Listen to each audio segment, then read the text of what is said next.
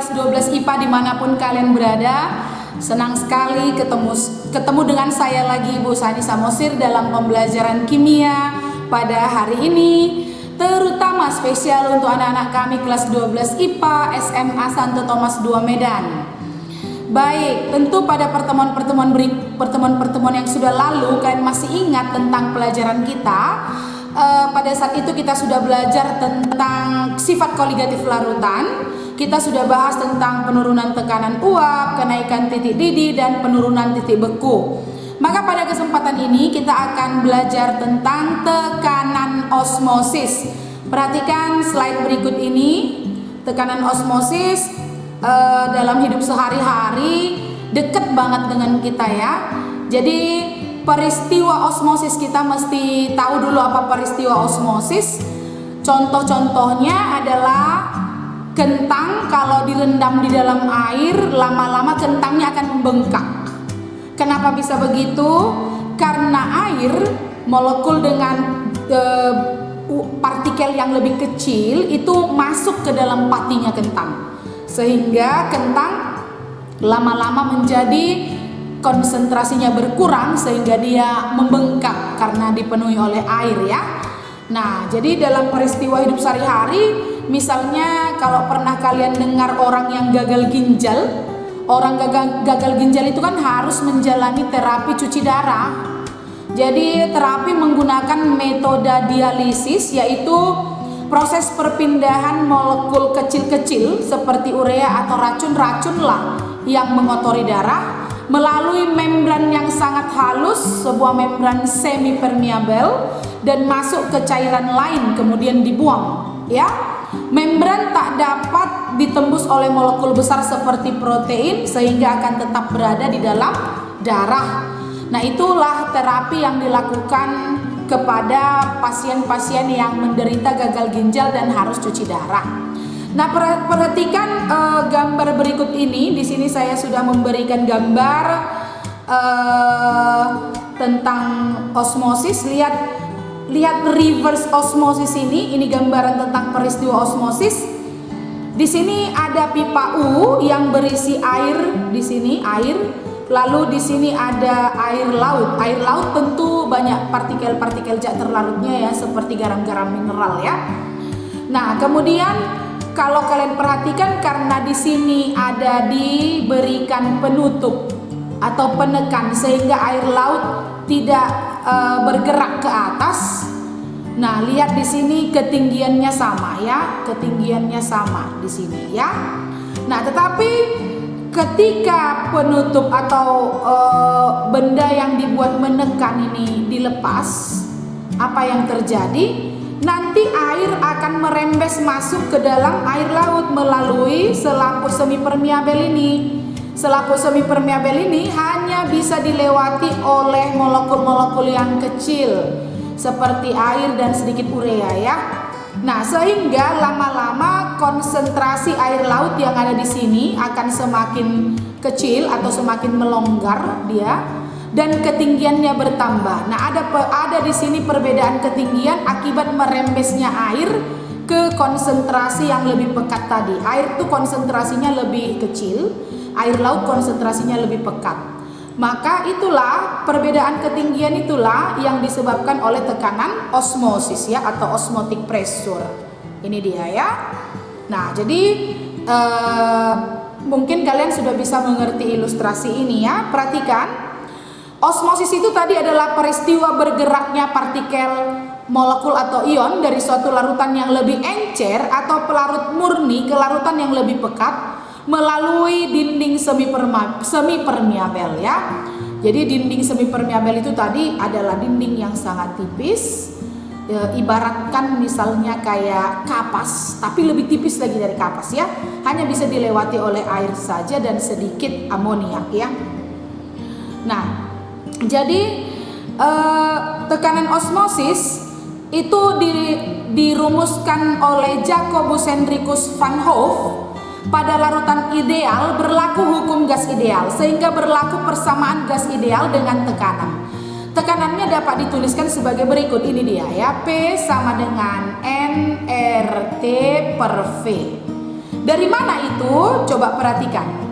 Jika tekanan osmosis dilambangkan dengan V, nah, lalu konsentrasi, suatu konsentrasi larutan atau molaritas itu adalah N per V, ya, mol per liter, mol per volume.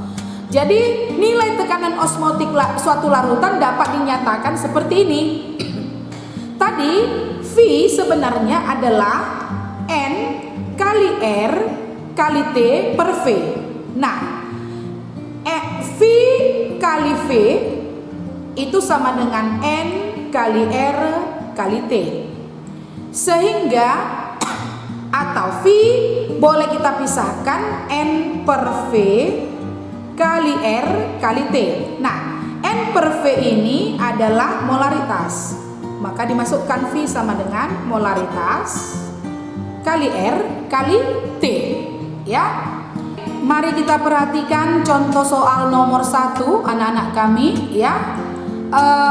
Tentukanlah tekanan osmotik larutan glukosa 0,03 molar pada suhu 29 derajat Celcius.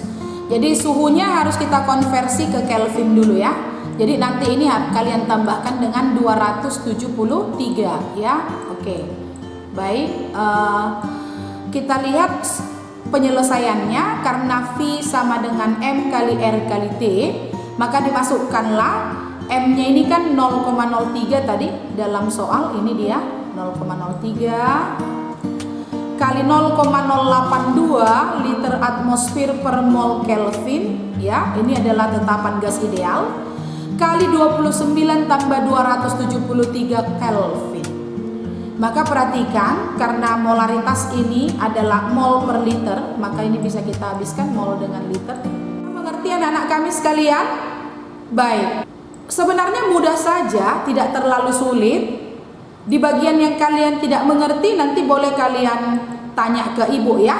Boleh kalian tanya ke ibu dan jangan malu-malu untuk bertanya. Sekali lagi, kalau mungkin masih kurang mengerti di bagiannya, diperhatikan dulu. Nah, sekali lagi tadi ini molaritas adalah mol per liter, sehingga mol dengan molaritas bisa kita habiskan, ini liter, ya. Tinggal atmosfer, ya, tinggal atmosfer. Oke? Baik. Nah, jadi tentu kalian bisa pahami, ya, contoh soal nomor 1 ini. Kita lanjut ke contoh soal yang kedua. Perhatikan, sebuah larutan terbuat dari 1,14 gram sukrosa dengan massa molekul relatif 342 yang dilarutkan ke dalam air yang volumenya 500 ml pada suhu 27 derajat Celcius. Tetap juga suhunya tidak dalam Kelvin tapi Celcius. Supaya anak-anak kami ingat, nanti ini harus diubah ke Kelvin. Oke, baik, tambah 273, ya. Nah, tentukanlah tekanan osmotik dari larutan berikut. Kita buat dulu, kita data dulu apa yang bisa kita ambil untuk mempermudah kita mengerjakan, ya. Yang pertama kita data dulu bahwa sudah diketahui massa terlarut yaitu 1,14 gram. Dari sini tadi massa terlarut yang ini. Oke. Lalu suhunya 27 derajat Celcius. Kalau ditambahkan dengan 273 tadi itu 300 Kelvin, ya.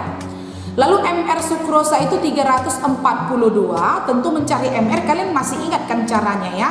Jadi kalau MR sukrosa itu sama dengan 12 kali ARC, ya. Masih ingat kan? 12 kali 12, ya. Lalu tambah 22 kali ARH, berarti 22 kali 1, ya. ARH kan 1. Lalu ditambah 11 kali ARO, berarti 11 kali 16, ya. Maka nanti kalian dapatkan harganya ini sama dengan 342, ya. Ini sama dengan 342. Itu MR-nya. Untuk mengingatkan lagi, ya, anak-anak kami, ya. Baik. Nah, volume pelarut 500 ml, konversi dulu ke liter, berarti 0,5 liter. Ya, ini dia, 0,5 liter. Karena volume harus dalam liter. Lalu ditanya tekanan osmotiknya, V-nya.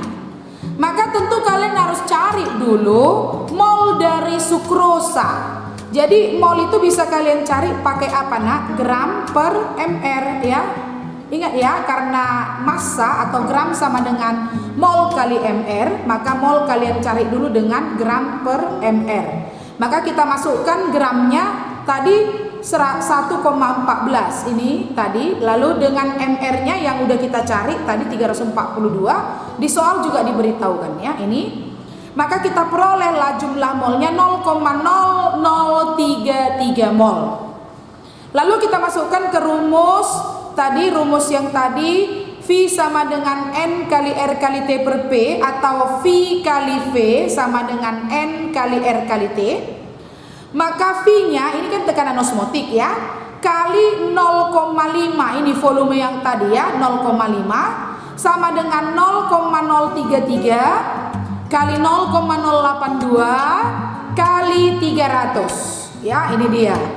Nah, sehingga kita dapatkan V-nya ya, ini V itu sama dengan 0,0033 kali 0,082 kali 300 per 0,5. Ini dibagi 0,5, maka kita dapatkan 0,16236 atmosfer. Baik, bagaimana nak kami? Kan mudah saja mengerjakannya kan, tidak terlalu sulit ya. Nah, walaupun sebenarnya yang paling penting bagi kita adalah bukan hanya sekedar penyelesaian soal-soal saja, tetapi bagaimana kalian memahami tekanan osmotik itu dalam hidup sehari-hari ya.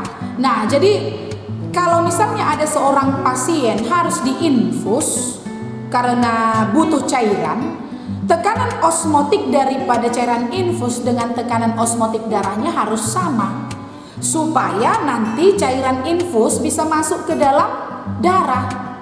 Kalau berbeda, bisa-bisa cairan infus ditolak oleh darah ya. Nah, jadi jika tekanan osmotis dari dua larutan itu sama, maka kedua larutan itu disebut isotonik. Isotonik ya. Tetapi kalau tekanan osmotik dari larutan itu berbeda, larutan yang satu lebih tinggi tekanan osmotiknya dari yang satu lagi, keadaan ini disebut hipertonik ya. Sedangkan kalau tekanan osmotik suatu larutan lebih rendah daripada yang lainnya, keadaan itu disebut dengan hipotonik. Hipertonik dan hipotonik itulah yang dihindari dari proses metabolisme tubuh kita. Maka tekanan osmotiknya harus sama ya. Nah, jadi peristiwa dialisis ya, itu tadi pencucian darah ya, lalu peristiwa merembesnya air ke larutan garam misalnya, itu kan terjadi dalam hidup kita sehari-hari, sangat dekat ya, sangat dekat dengan hidup kita sehari-hari.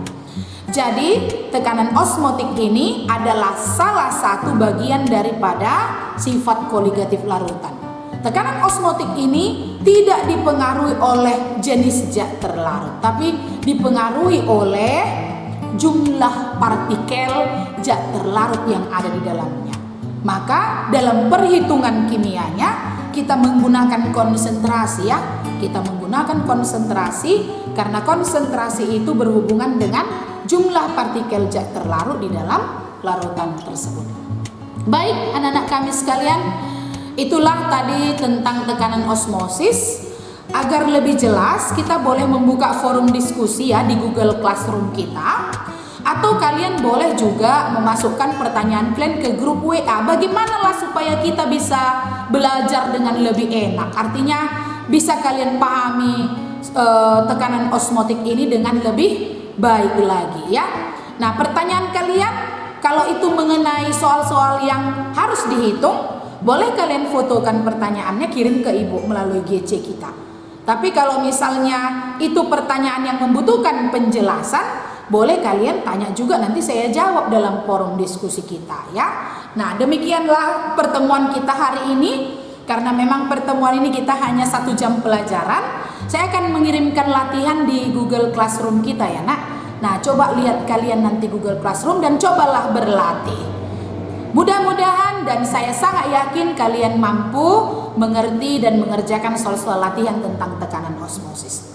Tetap semangat, tetap ingat untuk jaga kebersihan, rajin mencuci tangan, pakai masker kalau keluar rumah dan menghindari kerumunan. Kita harus optimis bahwa mata rantai penyebaran COVID-19 ini akan segera habis atau putus ya. Demikian anak-anak ibu sekalian, terima kasih sudah mengikuti pelajaran hari ini. Salam, Tuhan memberkati. Keep going student.